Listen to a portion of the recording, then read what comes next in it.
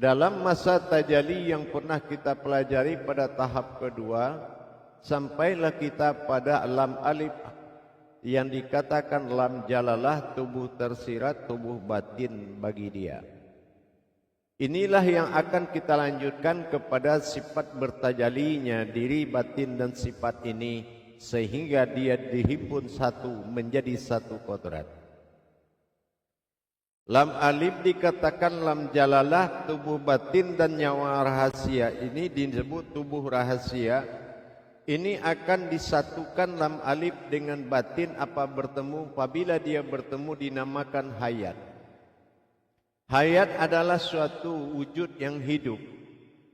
Artinya dia kembali menjadi satu, yaitu hayat. Tiadalah alif, tiadalah lam jalalah lagi menjadikan satu hayat.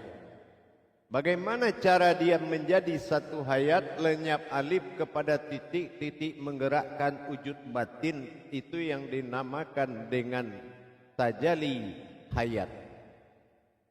Tajalli hayat disebut dengan dal dan alif di. Ini. Dan tajalli batin disebut dengan nun dan alif, atau nun adalah batin, alif adalah nyata, itulah tubuh atau dikatakan na. Jadi kalau disatukan tajalli ini disebut dengan nadi. Nah, inilah gerakan kodrat rasa yang dikeluarkan oleh wujud tunggalnya tadi, titik mula awal jadi. Tenggelamlah alif kepada asal mula dia jadi, yaitu titik. Jantung adalah titik yang menggerakkan jantung. Titik adalah wujud yang menggerakkan jantung, disebut dengan kodrat hayat. Dan lam jalalah sebagai batin adalah wujud sir batin yang ditajalikan dalam bentuk zahir. Apa yang dibentukkan zahir disebutkan na. Nun adalah batin, alif kasroh a disebut zahir. Jadi batin yang zahir. Jadi inilah gerakan nadi yang membuat terjadinya sifat zahir pada na dan sifat batin pada nyawa. Ini yang dikatakan lam alif. Artinya lam tu juga alif, alif juga alif. Nah, ini dikatakan dua kali alif. Apa dua kali alif? Alif yang jatuh kepada lam alif adalah aftar, sifat nyata. Alif yang jatuh kepada nyawa adalah ba'dal, yaitu sifat halus atau ghaib. Inilah dasarnya wa zahiru wa alal batin. Aku bersifat zahir dan aku juga yang bersifat batin. Nah, di sini terkumpul menjadi hayat, satu hayat. Nah, bagaimana dengan wujud nanti pada hayat, yaitu disebut dengan kodrat dari insani, insaniyah. Nah, itu disebut kepada insaniyah, insanu dan insani. Ini adalah hayat. Sementara diri batin yang wujud dari alif dengan lam disebut dengan hayyun. Sementara yang menggerakkan titik, yang menggerakkan jantung itu disebut qayyum, yang menghidupkan. Diri yang bergerak na menjadi alif tadi disebut dengan batin, dan sir nyawa disebut hayyun. Sementara insaniyahnya, insanu dan insani disebut hayat. Jadi qayyum, hayyun, hayat. Nah, ini yang aras atau hayat yang dia kirim. Nah, bagaimana cara pengiriman? Nanti di session kedua kita akan belajar bagaimana cara pengiriman. Tetapi dalam masa ini, sebelum kita belajar kepada cara pengiriman tajallinya antara wujud hayat kepada hayyun, dari hayyun kepada qayyum, ya, wujud titik yang berasal dari alif tadi lebur menjadi titik, titik disebut qayyum, dan batin yang mengitari atau jantung halus disebut hayyun, yang akan menjadi diri na, dan alam yang menikmati hidup itu disebut insaniyah, insanu dan insani. Nah, yang mana gerakan dari insaniyah batinnya adalah di ma'ani, kening, dan insanu batinnya ada pada dada mewakili kepada umat. Dan insani segalian ruh dan makhluk disebut pada batin hati, batin kolbi. 3 dia. Nah, jadi kalau kita melihat sebelum ini terjadi, coba bisa dibayangkan, insaniyah tidak berdiri di diri manusia, yaitu batin hayatnya, alam nyata. Berarti selama ini alam nyata itu hidup sendiri dengan ruhnya. Begitu juga dengan insanu, manusia yang tidak berhubungan batin dengan Allah, dengan batin muluknya, maka dia akan merasa hidup sendiri. Begitu juga dengan insani, para hewan dan para makhluk liar, makhluk goib, karena dia tidak terhubung batinnya dengan Allah, dia juga hidup sendiri. Akhirnya hidup itu berantakan. Inilah dunia yang berantakan, dunia yang cerai-berai, tidak terkendali oleh batin. Kenapa? Di dalam manusia, manusia itu tidak bertajalli menjadi batinnya Allah, menjadi hayatnya Allah. Akhirnya ibarat dalam satu masjid, jamaahnya banyak, imamnya enggak ada. Bisa dibayangkan seperti apa alam ini tanpa hubungan batin insya Allah dengan Allah. Insaniyah, dia tidak punya insaniyah. Insaniyah ini sebuah nama batin. Alam ini kodratnya ruh, mulki. Nah, sementara insanu, manusia, rohaninya juga tidak berhubungan dengan Allah. Disebut dengan muluk. Batin muluknya tidak jalan. Yang ketiga, insani, semua makhluk hayat yang hidup, dia malakutnya tidak ada. Dia tidak terhubung dengan Allah karena tidak berhubungan hayat. Maka ini disebabkan oleh siapa? Disebabkan oleh manusia yang tidak menjalankan hayatnya Allah. Dia tidak mendirikan hayatnya Allah pada diri. Dia tidak menjadi hayyun, maka hayat tidak tersambung. Alam bertasbih gara-gara manusia tidak menjadi hayatnya Allah. Akhirnya alam tidak bertasbih, maka alam menjadi pamrih kemana-mana, berbuat sesuka hati. Inilah alam porak-poranda, alam yang rusak namanya. Ini diakibatkan tidak adanya hubungan batin dengan Allah.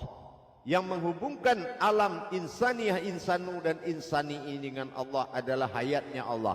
Siapa hayatnya Allah? Itulah diri manusia sebagai lam alif lam jalalah. Tetapi ternyata lam alif tidak lebur, alif tidak lebur menjadi wujud, wujud tidak mendirikan kodrat hayat, sehingga jantung berbunyi tidak ada artinya, tidak tersambung menjadi hayat, tapi bunyi-bunyian yang ada di dalam dada. Ini sama artinya juga tidak bertuhan dan mempertuhan. Begitu jemaah. Jadi semuanya hidup dengan roh masing-masing, tidak ada hidup dengan batinnya Allah. Karena apa? Karena manusia tidak menjadi riwayat yang sebenarnya. Mudah-mudahan ini bisa dipahami. Maka dikatakan bersatunya alif dengan lam jalalah, sir dengan batin menjadi hayat. Ingat itu, camkan. Ingat itu, menjadi hayat. Hayat ini digerakkan oleh kodrat wujud batin, titik yang ada di dalam gerakan jantung itu. Namanya wujud, titik wujud. Wujud tidak menggerakkan wujud, namanya hayun, yaitu diri batin pada jasad. Dan hayun tidak memberikan hayat kepada alam jasad sebagai alam askornya, insani, insanu, dan insaniyah. Ini akan terputus hubungan baitullah, putus hubungan segala ruh dengan batin Tuhan. Akibatnya alam tidak bertuhan, alam murka, manusia binasa. Alam murka, manusia binasa tanpa adanya Tuhan. Inilah keadaan. Jadi wajar, jangan aneh kalau terjadi banjir, gempa bumi segala. Jangan aneh, itu ulahmu juga, karena kamu tidak memberikan ketuhanan kepada mereka. Makanya dibilang musibah itu berawal dari manusia dan kembali kepada manusia. Tapi kalau di diri kita tidak ada lagi kodrat manusia melainkan wujud Tuhan bernama manusia, ya, terbuat dari hayatnya Tuhan. Jadi uluhiyah hayat dinamakan ma'ul hayat, induk daripada hidup. Jadi kalau tidak ada hubungan batin antara alam dengan Tuhan, gara-gara manusia tidak mentajalikan, maka terjadi kemurkaan alam. Kenapa? Apa tugas manusia dijadikan? Untuk apa dia diturunkan ke muka bumi ini? Untuk apa? Apa gunanya?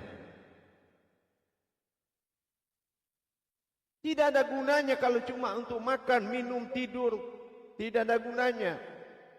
Tapi kalau tahu sebetulnya gunanya bagi Tuhan adalah menjadi hayatnya sekalian alam, bukan pembunuh alam, bukan mengkafirkan alam. Akhirnya semua kafir, ruh air, ruh angin, ruh tanah, semua kafir. Kenapa? Karena manusia tidak menjadi hayatnya Tuhan. Bagaimana bisa ruh mereka beribadah kepada Allah?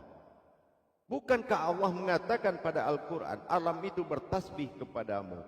Karena kamu tidak menjadi hayatnya Allah, malah menjadi makhluknya, insaniyah. Akhirnya, antara kamu dengan makhluknya, makhluk insaniyah menjadi ke makhluknya kamu. Akhirnya kita teraniaya dalam alam ini. Kenapa? Karena telah mengkafirkan mereka dari bertuhan. Inilah hayat. Jadi kita turun sesuai dengan apa yang dikatakan Allah pada surat Al-An'am ayat 165. Jelas sudah bahwa kita adalah Dia yang diutus untuk berkuasa dan menguasai dan diberikan bekal derajat. Apa kurangnya? Fabayya bayrabbikum tukadziba. Nikmat mana lagi yang kamu dustakan? Sudah diberi derajat Tuhan, sudah diberikan hak untuk berkuasa dan menguasai. Tapi kenapa kita menjadi sebaliknya? Hidup dalam alam dikuasai, takut terbakar oleh api, takut dihanyutkan oleh air, takut ditimbun tanah dalam kuburan. Tidak ada lagi yang bisa kita banggakan selain kita kembali menjadi diri fitrah yang sebenarnya. Siapa diri fitrah kita yang sebenarnya? Itulah wujud daripada Allah itu sendiri. Diri sir, diri batin. Sir adalah kodratnya, batin adalah maujudnya. Ini yang dikatakan nadi. Na adalah wujud zat batin Allah yang terlihat. Nun alif. Sementara alif bertajali dengan hayatnya. Dia berikan hayatnya. Hayatnya bernama na. Na itu adalah keakuan diri halusnya kita. Jadi disebut dengan nadi, yaitu telah kujadikan perjalankan hayatku, yaitu kepada keakuanku sendiri. Ternyata itu tak berhasil kita, karena selama ini dia hidup alam itu semaunya alam, kita hidup semaunya kita. Disinilah celaka terjadi, disinilah timbulnya merusak dan dirusak. Paham? Nah, dengan adanya tajalli ini, maka kita sudah bisa melaksanakan hubungan batin sebagai hayatnya Allah kepada batinnya alam ini disebut insaniyah, kepada batinnya seluruh manusia disebut dengan muluk, dan kepada batinnya segala makhluk yang hidup disebut dengan malakut. Dan titik tiga batin ini harus berhadapan dengan diri halus dan tubuh halusnya Allah kembali. Dan ini harus dilaksanakan. Dan na adalah penampakan ibarat kita melihat masjid. Wujud dari perpaduan tiga insan di dalam satu wujud. Nah, inilah wujud zahir yang terlihat. Tiga kodrat harus dikembali dihayatkan Allah. Dihayatkan dengan hayat Allah kembali. Nanti akan kita pelajari cara mentajali dan melatihnya nanti pada. Yang ketiga dari diri kita, yaitu seluruh alam disebut dengan hayat. Dan berasal hayat ini dari, ini namanya kehidupan, berasal dari yang hidup. Yang hidup siapa? Hayyun. Hayyun itu batin Allah bernama diri. Nah, Dari mana asal hidup hayun? Dari koyum. Koyum itu adalah gerak jantung. Ya, dari situlah yang menghidupkan. Jadi itu wujud batin yang bertasbih sehingga kita wujud sebagai hayun dan kita menghidupkan seluruh alam dengan hayat. Nah, jadi yang menghidupkan adalah koyum, yang hidup diri adalah hayun, dan yang semua alam disebut hayat. Ini satu kehidupan, tak boleh dipisah. Nah, ini yang tidak pernah bertemu selama ini, akhirnya hidup sendiri-sendiri. Nah, inilah akibatnya kita tidak bersatu dengan alam, maka kita alam murka dan kita juga durhaka jadinya. Dan akibat kita tidak mendirikan hayat batinnya Allah untuk mereka bisa bertuhan.